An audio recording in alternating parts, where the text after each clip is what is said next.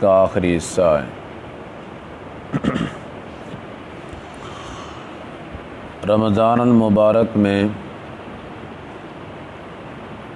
اور اس کے آخری عشرہ میں اعتکاف والی عبادت جو صرف اس مہینے میں مقرر کی گئی ہے، اس کے احکام میں سے ایک حکم کو یہاں پر اللہ نے بیان کیا ہے۔ اس سے پیچھے چونکہ اللہ نے ایک نیا مسئلہ اور اس امت کے لیے ایک سہولت کا مسئلہ بیان فرمایا ہے کہ رمضان المبارک کی راتیں اس امت کے لیے حلال ہیں، کھانا پینا، بیویوں سے بے حجاب ہونا، تینوں کام فجر کے طلوع ہونے تک جائز ہیں۔ اور چونکہ اعتکاف والی عبادت اسی رمضان میں ہوتی ہے اور دن اور رات دونوں شامل ہوتے ہیں، تو شاید کسی کے ذہن میں یہ بات ہو کہ اعتکاف کی حالت کے اندر بھی بیویوں سے مباشرت جائز ہے۔ اللہ نے اس کی تردید فرما دی ہے کہ اعتکاف کی حالت میں بیویوں سے ملنا یہ حرام ہے،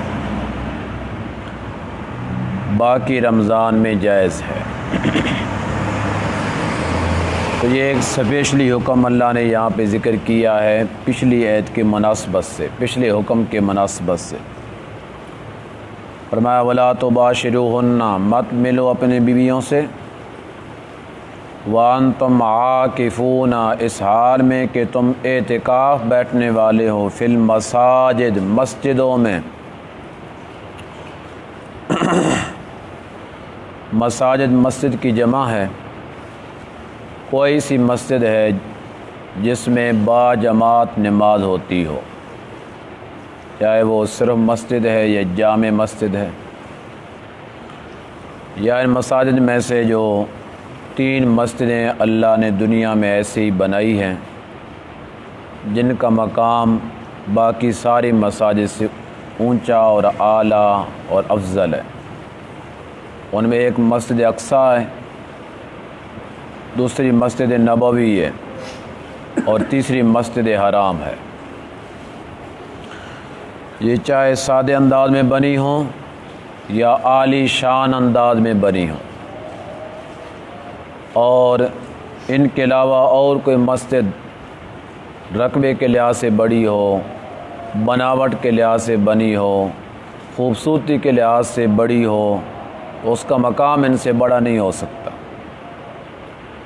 اس شان کے لحاظ سے، مقام کے لحاظ سے اللہ کے ہاں اور رسول اللہ صلی اللہ علیہ وسلم کے فرمان کے مطابق دنیا میں یہ 3 مسجدیں باقی ساری مساجد سے اعلیٰ مقام رکھتی ہیں۔ چاہے ان مسجدوں کے اندر آپ اعتکاف بیٹھے ہوں، مسجد اقصیٰ میں، مسجد نبوی میں یا مسجد حرام میں، یا ان کے علاوہ دنیا کی کوئی مسجد ہے جس میں یہ شرط ہے کہ با جماعت نماز ہوتی ہو، تو ان ساری مسجدوں میں اعتکاف والی جو عبادت ہے اس کا ثواب جو نبی پاک صلی اللہ علیہ وسلم نے بیان فرمایا ہے کہ رمضان مبارک کا جو آخری عشرہ ہے جو اس میں اعتکاف کر لیتا ہے تو اس بندے کو ایک مقبول حج اور ایک مقبول عمرے کا ثواب مل جاتا ہے۔ یہ ثواب پاکستان میں بھی مل جاتا ہے، سعودی عرب مدینہ کے اندر بھی مل جاتا ہے، مکہ مکرمہ میں مل جاتا ہے، مسجد اقصیٰ فلسطین میں بھی مل جاتا ہے۔ یہ حج عمرے کا ثواب سب جگہوں میں برابر ہے، یعنی اعتکاف کا ثواب برابر ہے۔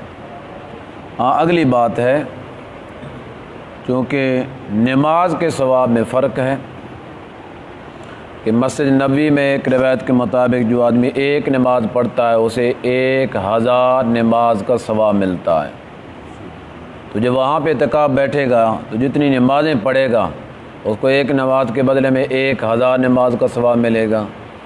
اور پاکستان کی مسجد میں جامع مسجد ہے تو 27 درجے یا 25 درجے ملے گا۔ جو جماعت کے ساتھ نماز پڑھ رہا ہے، تو جو اکیلی نماز پڑھ رہا ہے تو پھر ایک ہی نماز کا ثواب ملے گا۔ جو مسجد حرام میں ہے، بیت اللہ میں ہے، اعتکاف کا ثواب تو وہی ہے، لیکن ایک نماز پڑھنے کا جو ثواب ہے وہ 1,00,000 نماز کے برابر ہے۔ تو چونکہ نمازوں کا ثواب زیادہ ہے، اس لحاظ سے پھر اعتکاف بیٹھنے سے ثواب بڑھ جائے گا نمازوں کے لحاظ سے۔ وہ تو اعتکاف کے علاوہ بھی اگر مسجد حرام میں آپ نماز پڑھتے ہیں تو 1,00,000 نماز کا ثواب ملے گا۔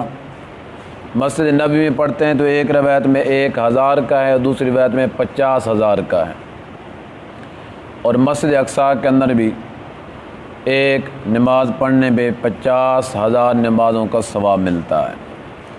تو ان 3 مسجدوں میں آپ اعتکاف بیٹھ رہے ہیں یا کسی مسجد میں بیٹھ رہے ہیں تو آپ کی جو سنت اعتکاف ہے وہ پوری ہو جائے گی۔ اعتکاف میں پھر کچھ پابندیاں بھی ہوتی ہیں، من مانی کی مرضی نہیں ہوتی ہے۔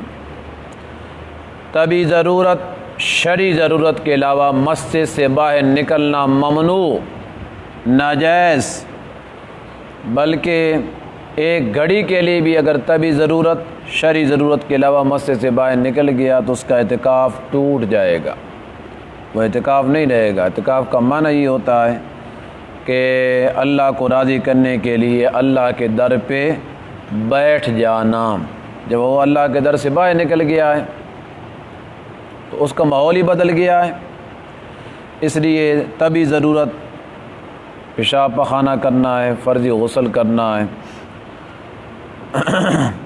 اور شرعی ضرورت یہ ہے کہ جامع مسجد نے جمعہ پڑھنے کے لیے جانا ہے، یا جنازے کی نیت کر رکھی تھی، کوئی مریض تھا اپنا کہ اگر اس دوران یہ بھی فوت ہو گیا تو میں اس کا جنازہ پڑھوں گا، تو وہ جنازہ بھی پڑھ سکتا ہے، اتنے وقت کے لیے نکل سکتا ہے کہ جا کے جنازہ پڑھے اور واپس آ جائے، لوگوں سے گپے شپے نہیں لگا سکتا۔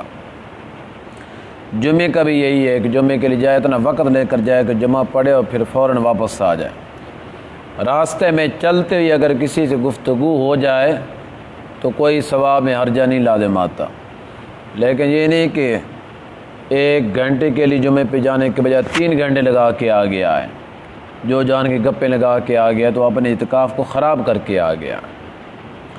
یہ پابندیاں ہیں تو تب تو حج عمرے کا ثواب ملے گا۔ تھوڑے سے وقت میں اتنا بڑا ثواب لینا ہے تو کچھ نہ کچھ تو پابندیاں ہیں۔ وہ تو پابندی نماز کے اندر بھی ہے۔ جب آپ نے اللہ اکبر کہہ دیا ہے، تکبیر تحریمہ کہہ دیا، اس کا معنی بھی یہی ہے کہ اب سب چیزیں حرام ہو گئی ہیں۔ اب نماز کے دوران آپ کھا نہیں سکتے ہیں، پی نہیں سکتے ہیں، چال نہیں سکتے ہیں، کسی سے بات نہیں کر سکتے ہیں، دنیا کی بات، سلام بھی نہیں کر سکتے، یہ پابندیاں ہیں۔ تو نماز کے اندر بھی اس طرح پابندی ہے۔ ان پابندیوں میں سے کسی پابندی کے خلاف اگر کر لیا نا تو نماز ٹوٹ جائے گی۔ نماز کے دوران کسی نے کھا لیا ہے، ٹافی جیب میں تھی وہ منہ میں ڈال لی ہے، پانی کا گھونٹ پانی کا پی لیا ہے، ساتھ ہی گلاس پڑا تھا، یا کسی سے بات کر لی ہے، یا کسی کو سلام کر لی ہے، سلام کا جواب دے دیا ہے زبان کے ساتھ، تو اس کی نماز ٹوٹ جائے گی کیونکہ اس نے پابندی کے خلاف کیا ہے۔ تو جس طرح ان کام کرنے سے نماز ٹوٹ جاتی ہے، اسی طرح جن کاموں سے اعتکاف میں اللہ کے پیغمبر نے منع کیا ہے ان کاموں کے کرنے سے اعتکاف بھی ٹوٹ جاتا ہے۔ تو اعتکاف والی عبادت ہے تو بہت اچھی، اور یہ ادا بھی کرنی چاہیے، لیکن اس کے مسائل سیکھ کر چلنا چاہیے، اپنی منمانی نہیں کرنی چاہیے۔ اللہ کہتے ہیں تلک حدود اللہ، یہ اللہ کی بیان کی ہوئی حدیں ہیں، اللہ کی باندھی ہوئی حدیں ہیں، فلا تقربوہا، ان کے قریب نہیں جانا ہے۔ اللہ نے یہ حد لگا دی ہے کہ اعتکاف کی حالت میں بیویوں سے مباشرت نہیں کرنی ہے، یہ اللہ کا بنایا قانون ہے۔ اللہ کہتے ہیں اس کے قریب ہی نہیں جانا ہے۔ کذالک یبین اللہ آیاتہ، اسی طرح اللہ تعالیٰ بیان کرتے رہتے ہیں اپنی آیات کو، للناس، لوگوں کے لیے، لعلہم یتقون، تاکہ لوگ متقی اور پرہیزگار بن جائیں۔ شروع جہاں پہ روزے کا اللہ نے ذکر کیا، یا ایھا الذین آمنوا کتب علیکم الصیام، ایمان والو تمہارے اوپر رب نے روزوں کو فرض کر دیا ہے، کما کتب علی الذین من قبلکم، جس طرح کہ تم سے پہلے لوگوں پہ اللہ نے فرض کیا ہے۔ آگے اللہ نے علت کیا بیان کی، لعلکم تتقون، اللہ یہ چاہتے ہیں کہ آپ متقی اور پرہیزگار بن جائیں۔ اور جب اعتکاف کا مسئلہ اللہ نے ذکر کیا ہے تو اس کے آخر میں اللہ نے پھر اسی علت کو دہرایا ہے کہ وَلَا تُبَاشِرُوهُنَّ وَأَنْتُمْ عَاكِفُونَ فِي الْمَسَاجِدِ، اعتکاف کی حالت میں جو مسجدوں کے اندر آپ اعتکاف کر رہے ہیں، اپنی بیویوں سے نہیں ملنا ہے، یہ اللہ کی حد ہے، ان کے قریب نہیں جانا ہے۔ كَذَلِكَ يُبَيِّنُ اللَّهُ، اسی طرح اللہ بیان کرتے ہیں اپنے آیات کو لوگوں کے لیے، لَعَلَّهُمْ يَتَّقُونَ، اللہ کہتے ہیں میں یہ چاہتا ہوں کہ آپ پرہیزگار بن جائیں، متقی بن جائیں۔ اس سے معلوم ہوتا ہے کہ اعتکاف کرنے سے بھی انسان کو تقوی حاصل ہوتا ہے۔ تقوی بھی حاصل تو ہو جاتا ہے، بندہ باہر نکلتا ہے بد نظری ہو جاتی ہے اور عام فام انسان گفتگو کرنا شروع کر دیتا ہے، کسی کے اندر کوئی گالی گلوچ بھی ہو جاتا ہے، کسی کے ساتھ لڑائی جھگڑا بھی ہو جاتا ہے، تو اس طرح کے دنیا داری کے اندر پھنس جاتا ہے، تو کبھی انسان جھوٹ بھی بول جاتا ہے۔ تو یہ بہت سارے گناہ ایسے ہیں جو مسجد سے باہر نکلنے سے شروع ہو جاتے ہیں، کوئی ہم ضروری نہیں کہ آمدن کر رہے ہوں، بغیر جان بوجھ کے بھی بعض اوقات یہ گناہ ہو جاتے ہیں۔ لیکن اعتکاف کے اندر بیٹھا ہے مسجد کے اندر، یہاں بد نظری کیا ہونی ہے، یا جھوٹ بھی اس نے نہیں بولنا ہے، فضول گفتگو بھی نہیں کرنی، ساری باتوں سے پرہیز کرنا ہے۔ جب پرہیز کرے گا تو متقی بن جائے گا، یہی تقویٰ ہے۔ اس لیے مسجد کے اندر صرف بیٹھنا ہی عبادت ہے، چاہے آپ اور کچھ بھی نہ کریں۔ نبی پاک صلی اللہ علیہ وسلم نے فرمایا، انتظار الصلاۃ صلاۃ، نماز کے انتظار میں بیٹھے رہنا بھی نماز والا ثواب ملتا ہے۔ صرف بیٹھنے سے کہ آپ نماز کے انتظار میں بیٹھیں کہ جماعت کا ٹائم ہو نماز پڑھیں، اس لیے انتظار سے بھیڑے نہ پے کرو۔ کچھ ساڑھے بابے نے بڑی کال ہوتی، انہوں نے ادھا منٹ رہنے پہلے اٹھی کھڑو دیں، اس کا مطلب ہے کہ وہ انتظار نہیں کرنا چاہتا، انتظار نہیں کرنا ثواب بھی کو نہیں ملے گا۔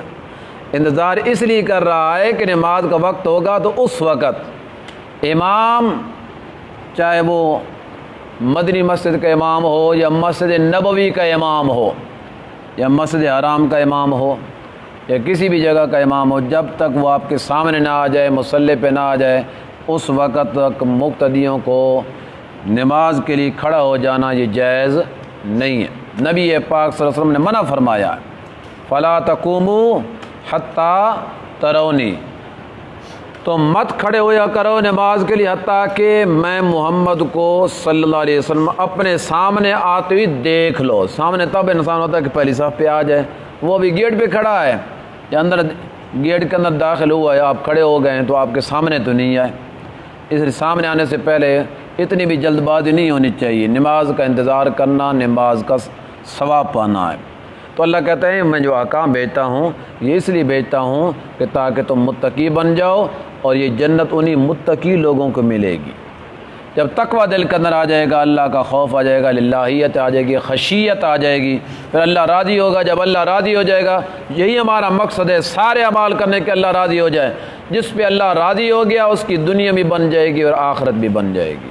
الحمدللہ رب العالمین۔